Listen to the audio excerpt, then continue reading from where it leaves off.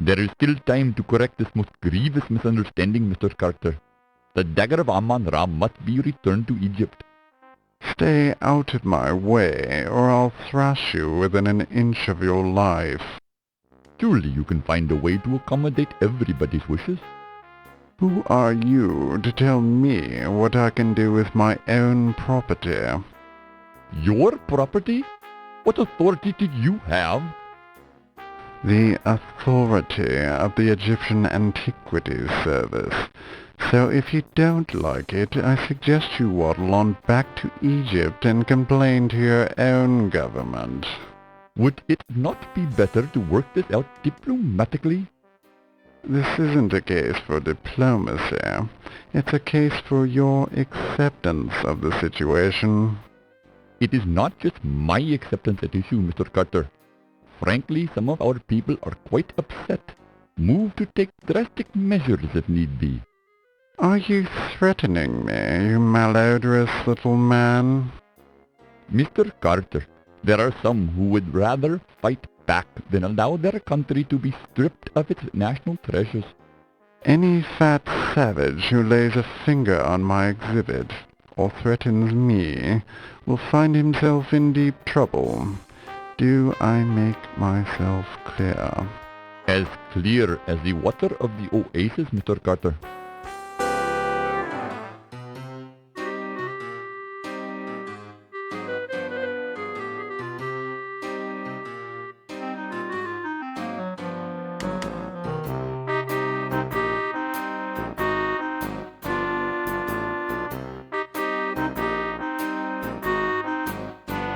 Be careful with that steamer trunk, young man. It's exceedingly valuable. It sure is heavy, Mr. Carrington. You got gold bars in here or something? The contents of my trunk are not your concern. Now be a good lad and take it to my taxi. The Countess is waiting.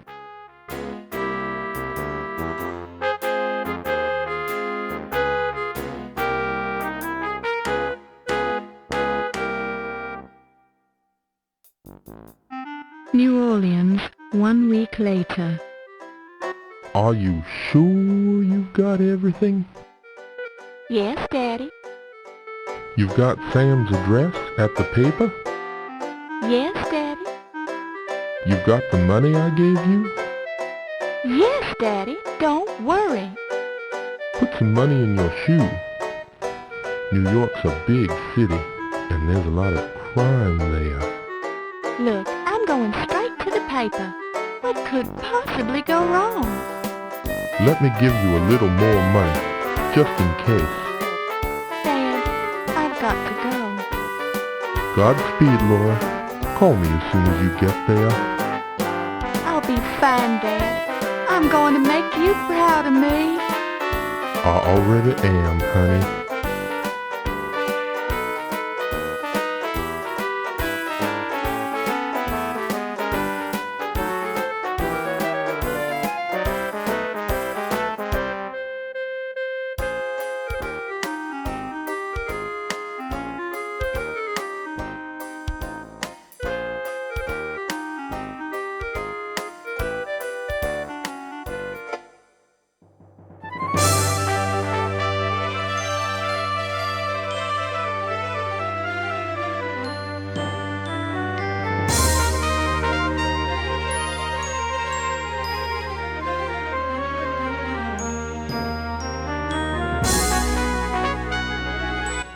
Excuse me, dear, are you a secretary?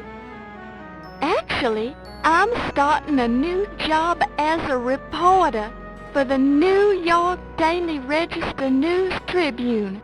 My name's Laura Bow. How nice. I'm Irmgard. Is this your first trip to the big city? Am I that obvious? How could you tell? By the way you keep glancing out the window, dear. I did the same thing the first time I came to New York. The tall buildings, the people rushing around, it was all so exciting. Then I stepped off the train and got mugged. How awful! It's the New York experience.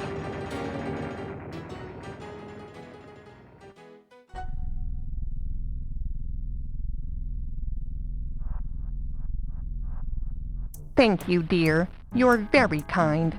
I've enjoyed traveling with you. Do you need any help getting home? No, dear. I'll be fine. Thank you. You're sure you'll be okay? Yes, thank you. Goodbye.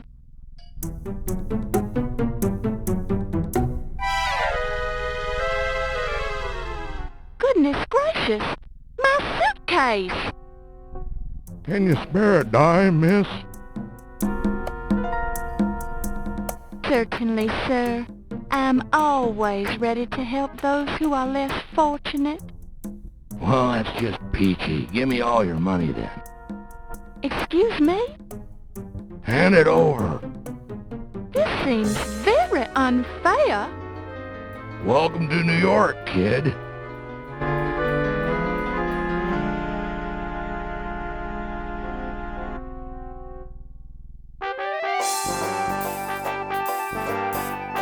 I'm not gonna let a little bad luck ruin my day. Hello, New York.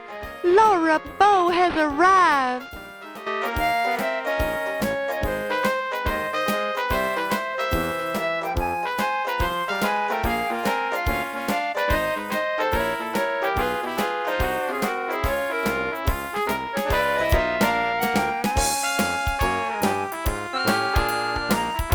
My destiny awaits.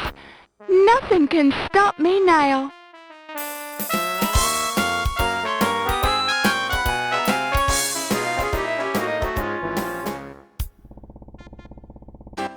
I really want to thank you for hiring me, Mr. Augustini.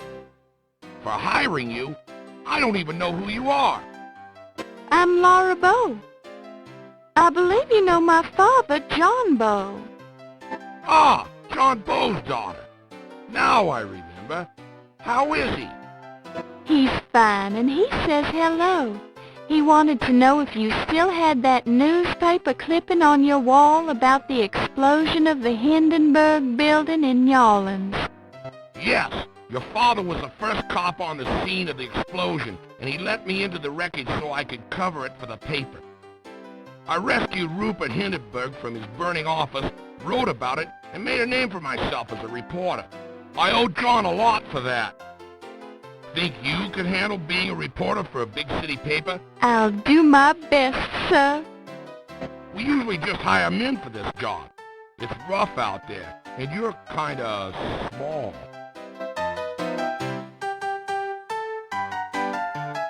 I can do it, Mr. Augustini. Just give me a chance. All right, as a favor to my old pal John. But I'll be keeping a close eye on you. Thank you, sir. For your first assignment, I want you to write about a burglary. Some kind of fancy knife was stolen from the Lion Decker Museum. I'll arrange for you to attend the fundraiser at 7 o'clock tonight for their new Egyptian exhibit. Everyone will be there. Tell them you're covering the society news so they won't clam up on you. You won't regret it, sir. I have a nose for news. Just keep your nose out of trouble. Here's your official notebook and your pencil. It already has Crodfaller's notes in it. Have the story ready by 3 tomorrow, or you're out of a job.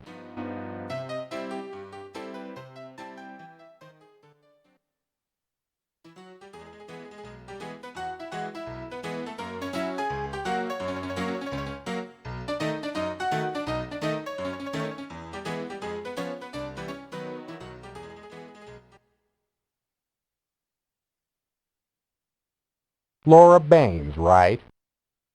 Laura Bowes, sir, and I believe you have the advantage.